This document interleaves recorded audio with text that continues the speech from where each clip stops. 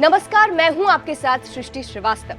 संभल जाने को लेकर योगी की पुलिस और राहुल प्रियंका फिलहाल आमने सामने है।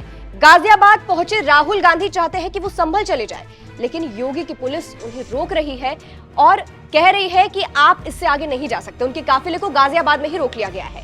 इसी बीच अब सवाल है कि क्या राहुल अब खुद योगी की पुलिस के साथ संभल जाएंगे? जी हां, ये सवाल इसलिए उठ रहे हैं क्योंकि राहुल गांधी के काफिले को जब गाजियाबाद में रोक लिया गया तो राहुल ने एक बयान दिया। राहुल ने कहा है कि मुझे अकेले संभल जाने दीजिए।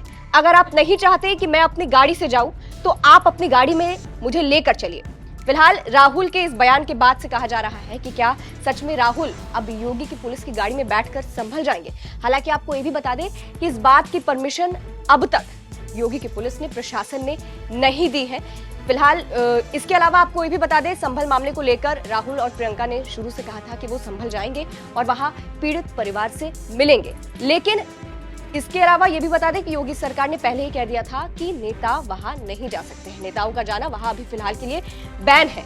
इसी को लेकर दिल्ली बॉर्डर पर योगी की पुलिस तैनात थी कि वहां राहुल और प्रियंका को रोक लिया जाए, लेकिन उससे पहले ही गाजियाबाद में राहुल प्रियंका को रोक लिया गया है। अब बात संभल मामले की करें तो आपको बता दें, संभल के जामा मस्जिद को लेकर हिंदू पक्ष ने दावा ठोका था कि वहां हिंदू मंदिर है, शिव मंदिर है, जिसके बाद से सर्वेक्षण करने गई टीम के साथ हिंसा हुई। वहां पर कहा गया लोगों ने हमला किया, मस्जिद को चारों तरफ से घेर लिया गया था और उसी हिंसा के बाद राहुल प्रियंका ने ठान ली थी कि वो संभल जाएंगे, लेकिन फिलहाल उन्हें वही रोक दिया गया है। आगे जो भी अपडेट्स आती रहेंगी हम आपको बताते रहेंगे। इस खबर पर आपकी क्या राय है? कि आपको लगता है कि सचमुच राहुल योगी की पुलिस की गाड़ी में बैठकर संभल जाएंगे? कमेंट करके अपनी राय जरूर बताइएगा। नमस्कार साथियों, संभल में जिस तरह से हिंसा हुई, किन परिस्थितियों में वो हिंसा हुई, वो एक टूल किट, सत्तारूढ़ दल का टूल किट, इस विचारधारा का टूल किट आपके सामने है। क्या है वो टूल किट? वो टूल किट ये है कि कैसे धीमी आंच पे सांप्रदायिक तनाव इस देश में बढ़ता रहे, चलता रहे। वो टीवी डिबेट्स के माध्यम से हो, स्टेटमेंट्स के माध्यम से हो, पीआईएल्स के माध्यम से हो, संसद में आप कोई इस तरह का बिना चर्चा किए बिल लेकर आए उस माध्यम से हो, किसी भी तरीके से हो। कोविड के दौरान भी ये टूल किट ये लोग कभी नहीं भूले। आपको याद होगा कोविड में भी कैसे इस टूल किट को चलाया गया। तनाव के बिना ये चुनाव नहीं जीत सकते।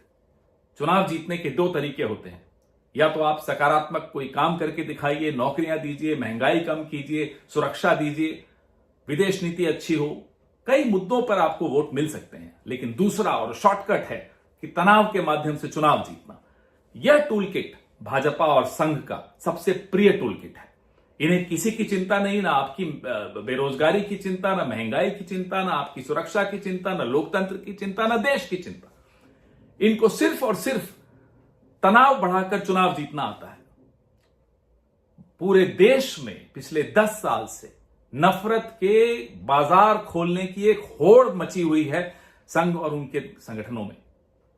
जहां देखो, वो मणिपुर हो या उत्तर प्रदेश हो या असम हो या बंगाल हो, जहां देखो वहां ये नफरत के बाजार धनाधन खोलते चले जा रहे हैं।